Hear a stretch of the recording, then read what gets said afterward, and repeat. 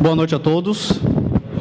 Eu sou Fernando Henrique, atualmente professor de hebraico aqui do CIBIMA e faço mestrado em teologia pelo Instituto Aubrey Clark, também do CIBIMA, e também mestrado na área de tradução, estudos da tradução na UFC.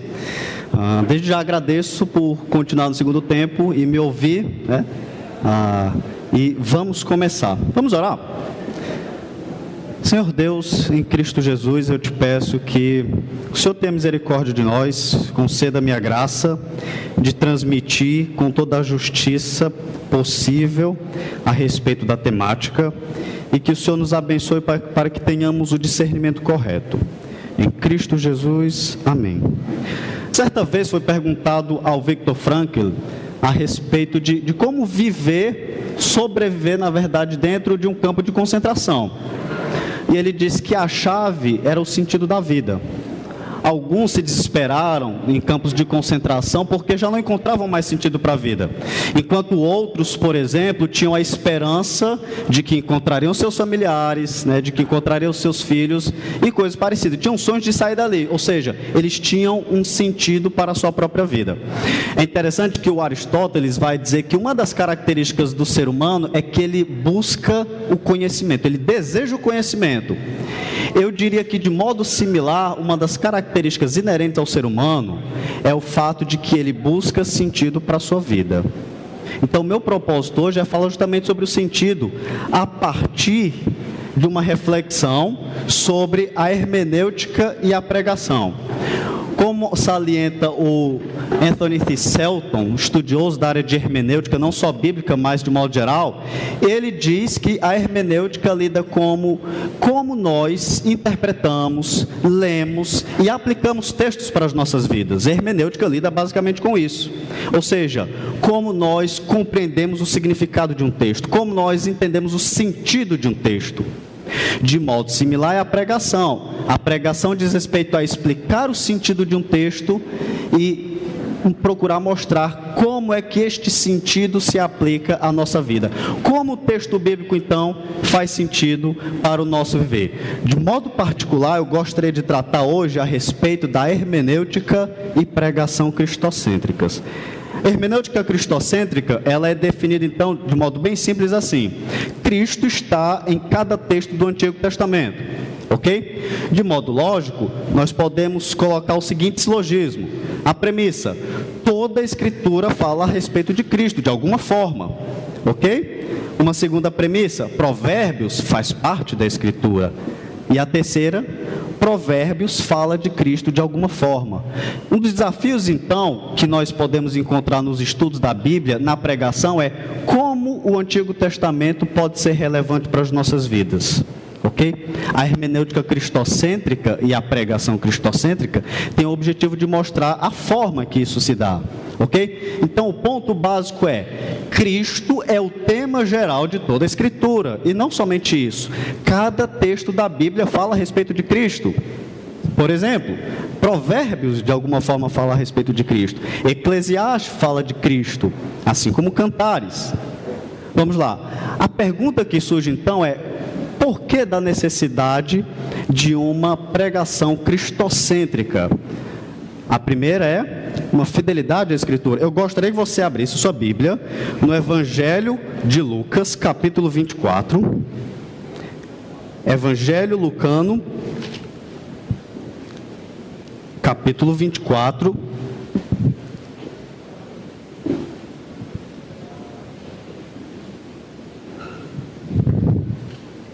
Lucas, capítulo 24, versículo 25, então, nós temos o discurso lá de Jesus, no caminho de Emaús.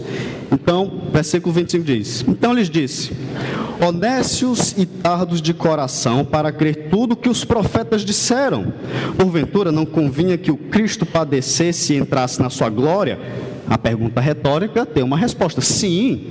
E ele diz: e começando por Moisés, discorrendo por todos os profetas, expunha-lhes o que a seu respeito constava em todas as Escrituras. Então nós temos aqui Jesus utilizando termos relativos ao Antigo Testamento. Moisés, uma forma de encapsular todo o Pentateuco, os profetas como uma forma de sintetizar todos os profetas, e ele diz: as Escrituras testificam de mim. Prosseguindo um pouco mais adiante, olhando para o versículo 44, nós temos o seguinte, agora Jesus direcionando seu discurso para os discípulos. Versículo 44. A seguir, Jesus lhes disse: são estas as palavras que eu vos falei, estando ainda convosco. Importava que se cumprisse tudo o que de mim está escrito na lei de Moisés, nos profetas e nos salmos. Essa forma de categorização aqui, lei de Moisés, profetas e salmos, significa que ele está fazendo uma referência a todo o Antigo Testamento. Então Jesus deixa bem claro, todo o Antigo Testamento fala a meu respeito. E cada texto do Antigo Testamento fala a meu respeito. Por exemplo, narrativas de Reis, as narrativas, por exemplo, de Gênesis, falam do Messias, de uma forma ou de outra. O cerne, então, da pregação cristocêntrica é: Cristo é o cerne do sermão. E a pressuposição é uma pressuposição hermenêutica. Cada texto bíblico fala a respeito do Messias. Ok? Uma outra razão, conforme o Goldsworth coloca no seu livro, é uma questão prática. Imagina só se um descrente chega na sua igreja e ouve lá o pastor pregando e o pastor dá vários imperativos. Faça isso, não faça aquilo outro. O descrente pode imaginar: bem, o cristianismo é isso? O cristianismo é um conjunto de regras legalistas? O cristianismo se resume a algo legalista? Então, pregar Cristo, ou como coloca o Goldsworth, pregar o evangelho a partir dos textos bíblicos é mostrar que, na verdade, o cristianismo não é legalismo. As nossas obediências são em decorrência, como eles costumam dizer, da nossa união com Cristo, ok? A outra necessidade, então, é uma ênfase demasiada em pregações moralistas. Você talvez já tenha ouvido alguém pregar da seguinte forma: olha só, né? Siga o exemplo de fé do pai Abraão, siga o exemplo de Davi, não siga o exemplo de Saul, ou em textos em que nós percebemos uma ênfase no fazer. Conforme os proponentes da perspectiva cristocêntrica, isso é, na verdade, uma centralização da pregação no ser humano, né?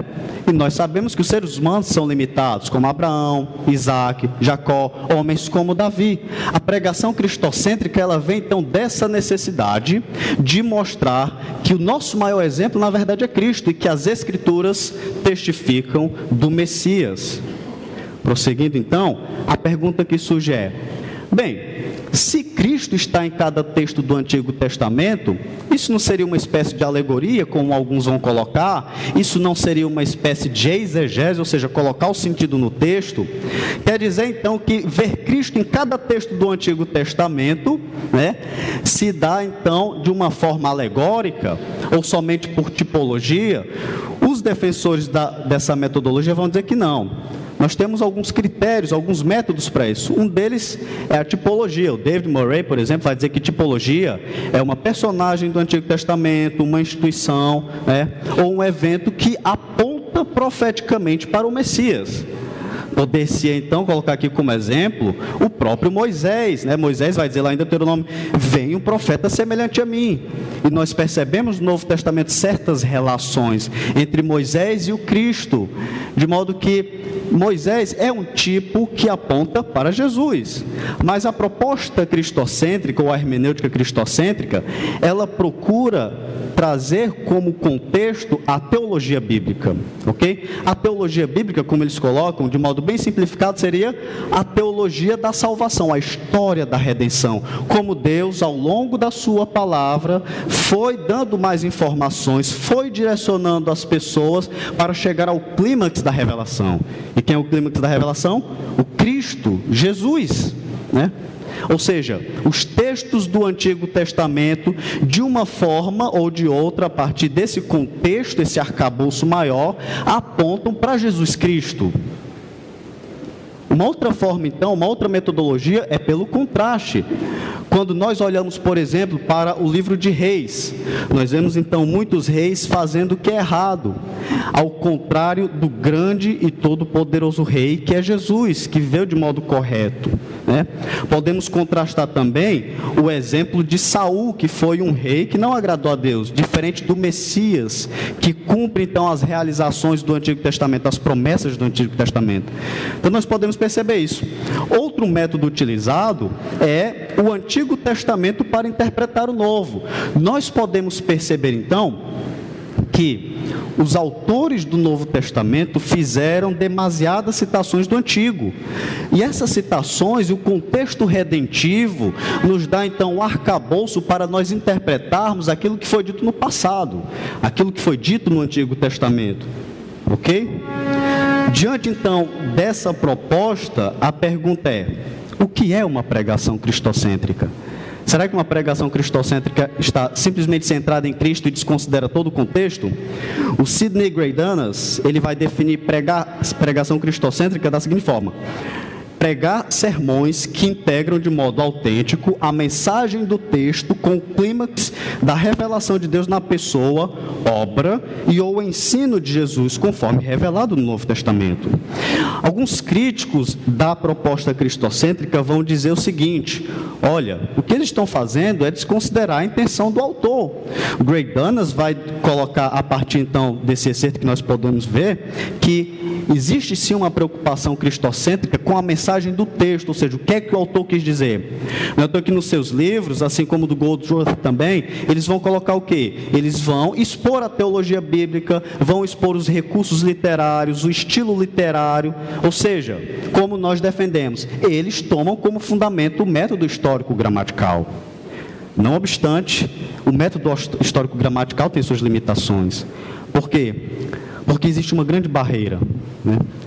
De modo geral, os textos do Antigo são mais complexos de serem pregados, não só por uma questão histórica, mas por uma questão teológica mesmo. Nós, como dispensacionalistas, não acreditamos que a igreja substitui Israel. Então, como o Antigo Testamento pode ser tomado como escritura cristã para a nossa vida?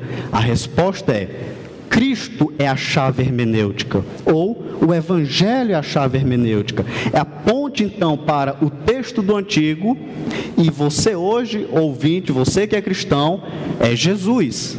Ok? Isso considerando o que? O contexto redentivo. Como, lá no final, com toda a revelação que nós temos, o Antigo Testamento vai nos dando pistas a respeito de Jesus, de sorte que cada texto aponta para Jesus. Pensa o seguinte: como é que livros como o de Ruth são relevantes para a vida do cristão? Como é que a gente prega Ruth para a igreja hoje? Como a gente prega Crônicas? Você já ouviu alguém pregar, por exemplo, nas genealogias de Crônicas? Os 10 capítulos mais ou menos de 1 Crônicas são genealogias, né? Existe uma dificuldade, sim. E poderíamos contar com uma dificuldade também a própria língua, né? O hebraico é uma grande dificuldade de ser aprendido. Por essa razão que a hermenêutica cristocêntrica, ela tem esse fundamento de mostrar: o texto do Antigo Testamento é relevante para nós a partir do Messias. Então, pregação que é relevante é uma pregação centrada no Evangelho. Estão compreendendo? Ok. Estão acordados? Zé Agudo. Formas então de pregar uma passagem do Antigo Testamento a partir então dessa proposta: a progressão histórico-redentiva. Isso aqui são 7 passos que o Sidney Greidanas, um dos grandes proponentes da proposta, né, dessa abordagem, coloca. A progressão da história da redenção é justamente aquilo que eu falei anteriormente. Como é que Deus vai então, ao longo do Antigo e Novo Testamentos, acrescentando informações ao ponto de nós percebermos como aquelas informações apontam para a salvação, no final das contas. Podemos perceber também a relação de promessa e cumprimento. O Antigo Testamento, ele faz promessas que são cumpridas no Novo. A vinda de um rei, a vinda de um salvador e por aí vai. A própria tipologia, como eu já mencionei, personagens, eventos, instituições do Antigo que apontam para Jesus no final das contas. Poderíamos colocar aqui como exemplo o próprio sistema sacrificial lá em Levítico. Como é que a gente prega Levítico para a igreja hoje? Existe uma barreira. O Grey Danas também vai utilizar a analogia. A analogia é a semelhança, então, dos ensinamentos de Jesus com os ensinamentos do Antigo Testamento. Por exemplo, Jesus vai nos ensinar o quê? Que nós devemos ser humildes. Nós vemos no livro de Provérbios, o ensino a respeito da humildade. Então, Provérbios, nesse sentido, fala de alguma forma de Jesus. E temas longitudinais, Um exemplo de tema desse tipo é a ideia de um rei. A ideia de um rei, Gênesis já começa mostrando que Deus é rei. Está lá no Éden, uma expressão então do seu reinado, com todo o seu poder e toda a sua glória. A temática então de um rei, ela perpassa por todo o Antigo Testamento, até chegar a Jesus. Além disso, nós temos outro método que é uma referência no Antigo Testamento, ou seja, como um texto no Antigo Testamento fornece luz para compreendermos o Antigo. Um exemplo disso, nós vemos o apóstolo Pedro fazendo citação de Êxodo 19. Vocês são raça eleita, sacerdócio real, povo de propriedade exclusiva de Deus. Ele está fazendo citação lá de Êxodo 19, mostrando a respeito de Israel. Então, essa citação do apóstolo Pedro nos dá, então, um fundamento para compreender melhor Êxodo 19. E o contraste, Como é que nós podemos perceber a relação entre o Novo e o Antigo Testamento? Quando Jesus Cristo vem, a revelação final, acontece então uma ruptura, uma certa descontinuidade. É dessa forma que nós podemos, por exemplo, aplicar o livro de Levítico. O sistema sacrificial acabou, porque Jesus então ele traz essa ruptura. Jesus é o nosso sacrifício que morreu no nosso lugar. Colocando em prática, eu gostaria de tomar aqui alguns excertos para vermos de modo bem mais concreto ainda como funciona a pregação cristocêntrica. Esse livro aí, 10 passos para que você pregue Cristo no Antigo Testamento. As repetidas falhas dos israelitas para vencer a tentação no deserto podem ser contrastadas com a vitória enfática de Jesus no mesmo deserto. Geralmente, quando se toma uma narrativa do Antigo, por exemplo, a vida do povo de Israel, ela é tomada de modo moralista. Meu irmão, tome cuidado para não ser como Israel. Não tente a Deus como Israel o fez.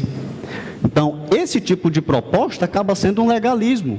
Porque, como salienta o Goldsworth, ou nós conseguimos obedecer os mandamentos de Deus, e aí podemos virar pessoas soberbas por causa disso, como eu sou bom, ou nós podemos não obedecer os mandamentos de Deus, e aí ter uma vida frustrada. Por isso que pregar Cristo no Antigo Testamento nos lembra que Cristo é que traz a vitória. A nossa união com Cristo, uma das doutrinas basilares da soteriologia. Nós estamos unidos com Cristo. E é isso que nos proporciona, então, a possibilidade de obedecer a palavra de Deus. Um outro exemplo aqui é José, o perdão de José. Quem de nós aqui teria coragem, conseguiria perdoar como José o fez? Geralmente, são essas pregações moralistas. Mas José é um exemplo do próprio perdão do Senhor Jesus Cristo. Como o Murray coloca, o perdão de José dado aos seus irmãos é uma analogia perfeita e uma grande testemunha do perdão de Cristo. Agora, como é que a gente aplica provérbios? Cada provérbio que ordena ou elogia o viver sábio e justo efetivamente expõe a vida de Jesus na terra. Os provérbios vão salientar o quê? Como nós devemos cuidar da nossa língua, como nós devemos cuidar da nossa comunicação. Mas nenhum de nós consegue guardar a língua, como Tiago acaba mostrando, mas Jesus conseguiu. Então Jesus é a nossa motivação, irmãos. Uma pregação centrada em Jesus nos motiva para ver o verdadeiro evangelho. Ok? O Clowney, que é outro defensor dessa proposta, ele vai dizer: o anjo do Senhor de fato era o Filho de Deus. O Senhor, ele é o anjo da presença de Deus que falou com Abraão. Você já se perguntou, quem é o anjo do Senhor? Dentro de uma proposta cristocêntrica, o anjo do Senhor é Jesus. E o Clowney, ele chega a essa conclusão ao perceber o quê? Na Bíblia do Antigo Testamento, ela foi escrita tanto em grego quanto em hebraico, A versão em grego é chamada de Septuaginta. E é interessante que na Septuaginta, quando fala de anjo do Senhor, usa-se a palavra Kyrios. que é utilizada também no Antigo Testamento para falar a respeito de Deus. Interessantemente também, o que nós percebemos, o que Paulo faz com o uso dessa palavra Kyrios, ele utiliza em Jesus, é empregado para Jesus. Então, a conclusão é que o anjo do Senhor é o Messias, o nosso Senhor Jesus Cristo. Até aí está dando para compreender? Bem, eu gostaria de entrar agora no ponto que é justamente fazer uma avaliação da proposta, ok? Em primeiro lugar, já quero deixar bem claro que eu não defendo esta proposta. Estavam acreditando nisso? Então, se acreditar é porque eu consegui usar o ethos discursivo aí de modo fantástico, né? Mas eu não acredito nessa proposta, ok? Eu gostaria então de, nessa segunda parte, colocar os méritos e depois fazer uma crítica, lançar algumas críticas. Quais são os méritos então da pregação e hermenêutica cristocêntricas?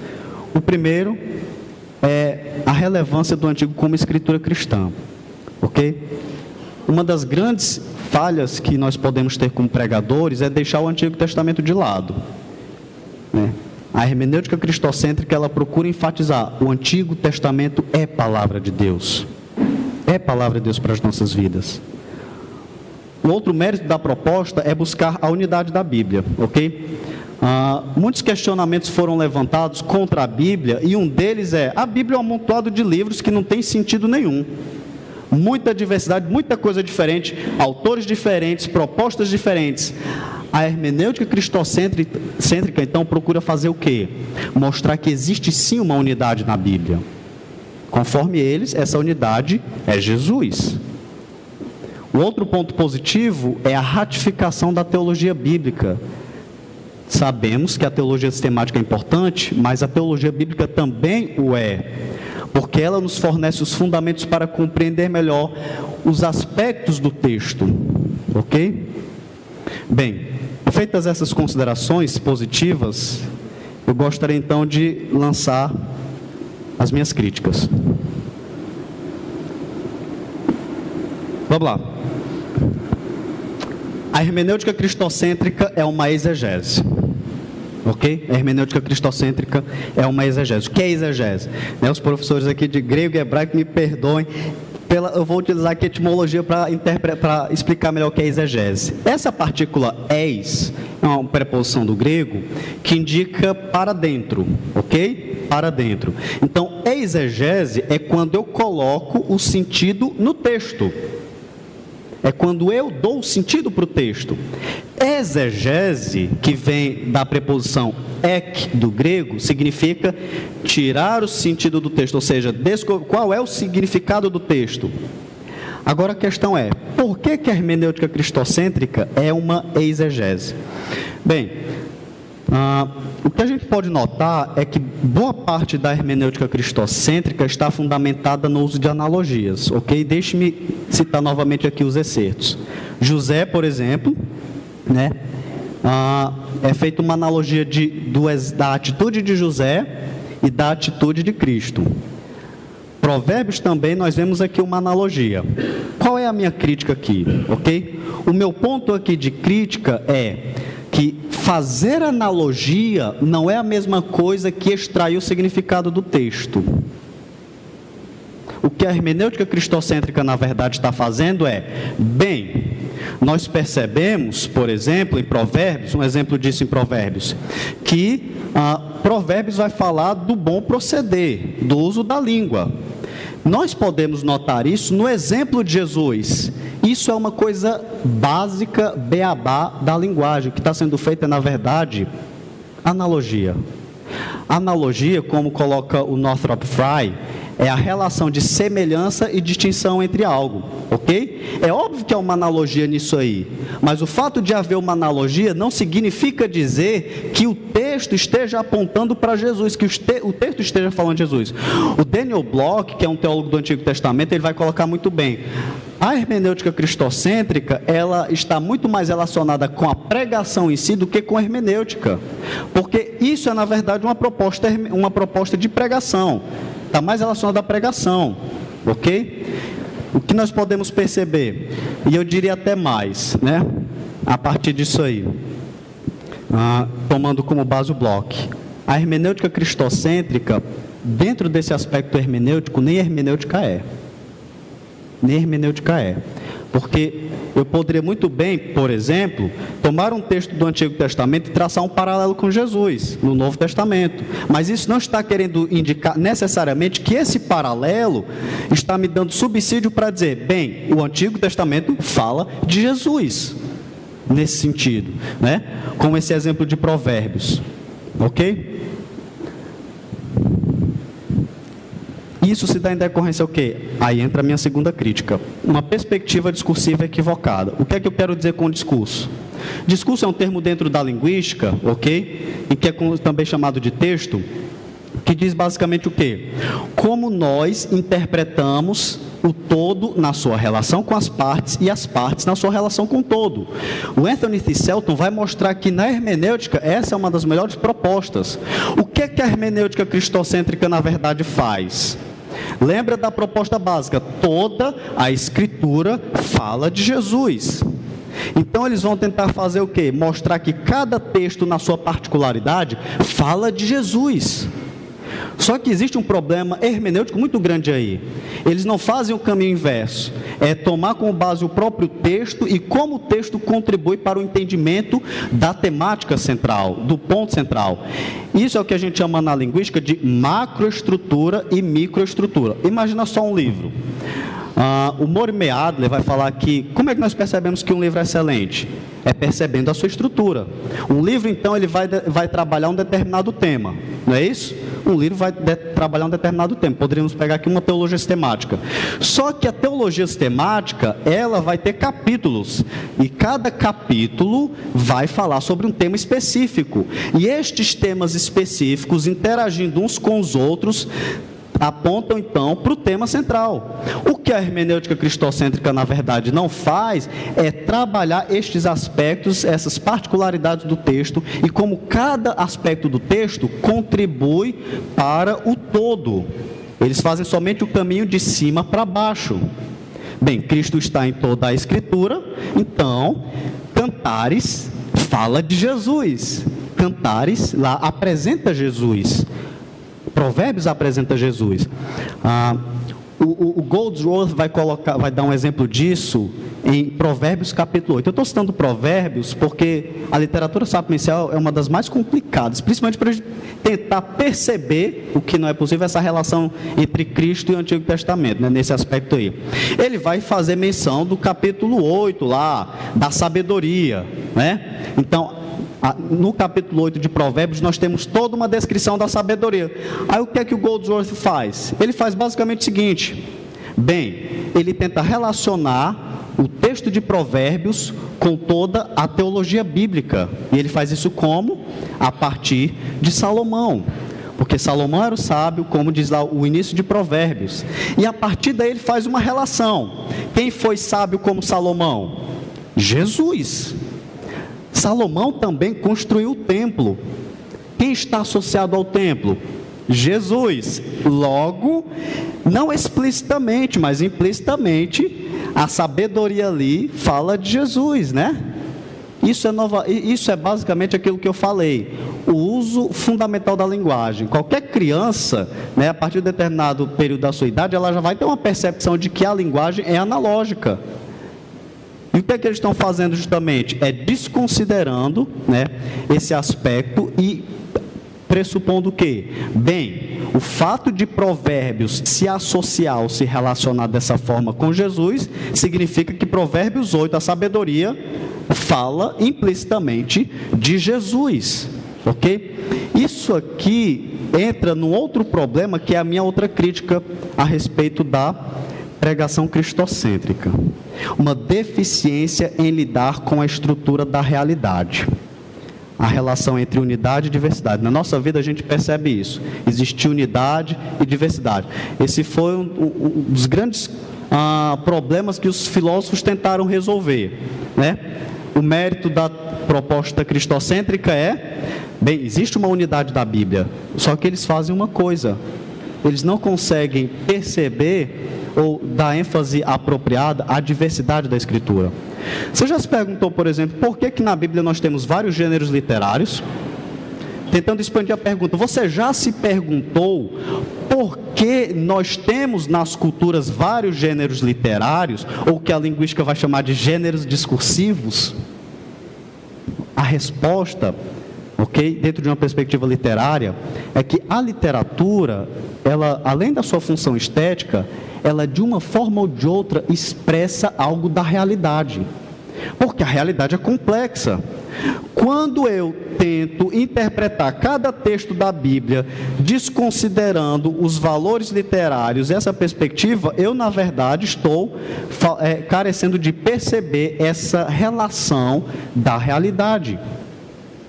Não é à toa que nós percebemos essa variação de gêneros literários que a gente pode perceber na Escritura, reflete justamente isso, né?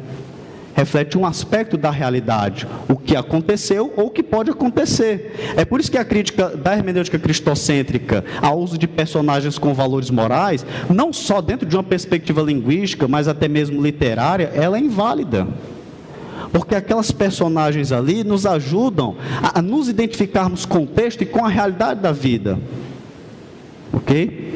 Então, o que acontece com isso aqui é justamente desconsiderar o valor de cada gênero e, no final das contas, na sua estrutura mais profunda, é desconsiderar a estrutura da realidade, que é o fato de que nós temos unidade na Bíblia e nós temos diversidade. Ok? E, por fim, o Antigo Testamento interpretado pelo Novo. O que é que acontece? Isso aqui não é somente da hermenêutica cristocêntrica, mas, de modo geral, da própria hermenêutica reformada. Bem, uma vez que nós temos todas as informações no Novo Testamento, o Novo Testamento nos fornece os subsídios para compreender o Antigo. Então nós temos ali a narrativa de Gênesis, né, em que Abraão vai sacrificar o seu filho. Quando nós olhamos então para a relação do pai com o filho, por exemplo, Gênesis 3,16, salvo engano, a Nessel Aland vai dizer que ali há uma certa alusão a essa relação de Gênesis, né? A relação de pai e filho, do pai com Jesus no Novo Testamento, nos dá luz para perceber o Antigo. Qual é a falha nisso? A falha nisso é a falta de equilíbrio entre duas prioridades, a prioridade lógica e a prioridade epistemológica, ok? Quando a gente pensa logicamente, é óbvio que o Novo Testamento ele tem prioridade, né? Logicamente em que sentido? A relação de causa e consequência, ou se a gente colocar nos termos da teologia, o Antigo Testamento é o cumprimento, e o Antigo Testamento é a promessa, e o Novo Testamento é o cumprimento. Então, imagina um prédio. Num prédio, nós temos o alicerce. Você só levanta uma casa, um prédio com alicerce. Só que esse alicerce ele tem um fim em si mesmo? Não. O objetivo principal é a casa. O objetivo principal é perceber a estrutura bonita lá. Só que qual é o problema com a hermenêutica cristocêntrica? É desconsiderar a prioridade epistemológica. O Antigo Testamento é um forfestendnis para o Novo Testamento. O que é que eu quero dizer com isso? Tomando como base o Thiselton. Forfestendnis significa pré-entendimento, o que a gente chama na linguística de memória discursiva, de modo similar. Memória discursiva é o quê? É o conhecimento que eu tenho, os saberes que eu tenho, compartilhados e conscientes desses saberes, que me ajudam a interpretar um texto. O ponto aqui que eu estou querendo colocar não é o Novo Testamento que interpreta o Antigo, é o Antigo Testamento que nos orienta para o Novo. Eu gostaria de tomar como base isso, por exemplo, 1 Coríntios 15, 3, 4, não sei se vocês lembram de cabeça. Antes de tudo, vos entreguei o que também recebi, que Cristo morreu pelos nossos pecados, segundo as Escrituras, que foi sepultado e ressuscitou ao terceiro dia, segundo as Escrituras. Então, nós temos uma realidade. Os apóstolos tiveram que lidar com uma realidade. O evento Jesus, morte e ressurreição. Morte e ressurreição. Paulo, então, nesse texto vai dizer, Cristo morreu pelos nossos pecados. Ele está falando de história, interpretando teologicamente essa história, pelos nossos pecados. Aí ele vai usar o que a gente chama no português de uma conjunção conformativa, segundo as Escrituras, ou de conformidade com as Escrituras. O que é que nós temos aqui que o apóstolo Paulo está fazendo? Ele está dizendo, Cristo morreu pelos nossos pecados, tem como fundamento, tem como base, é o Vorverständnis, o Antigo Testamento. O que é que nós percebemos? É a mesma coisa que os profetas vão fazer. Os profetas vão interpretar a realidade na qual eles se encontravam a partir da escritura anterior. A gente nota isso muito bem no livro dos profetas de modo geral. O que é que nós temos?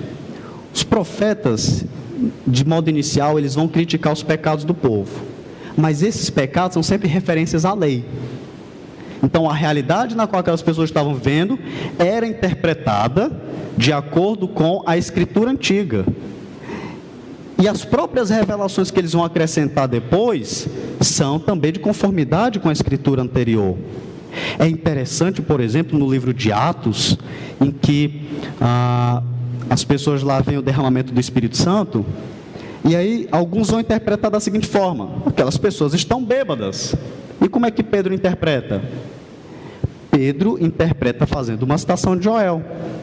Então, de conformidade com Pedro, aqui a minha pressuposição progressiva, dispensacionalista, de conformidade com Pedro, ele está dizendo, meus irmãos, isso aqui, essa realidade que vocês estão vendo aqui, as pessoas falando em línguas, é na verdade aquilo que foi dito no Antigo Testamento, ou seja, o Antigo Testamento funciona como fundamento para interpretar aquela nova realidade.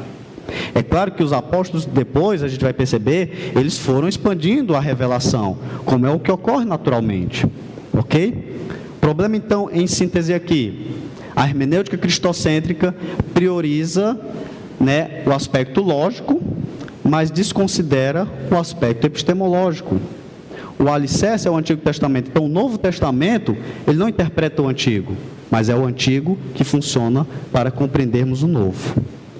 Diante disso, as minhas considerações finais são: embora a hermenêutica e a pregação cristocêntrica tenham seus méritos, eu não considero que sejam abordagens sadias para a interpretação e a pregação da Bíblia, por motivos, então, linguísticos, hermenêuticos e filosóficos. É isso.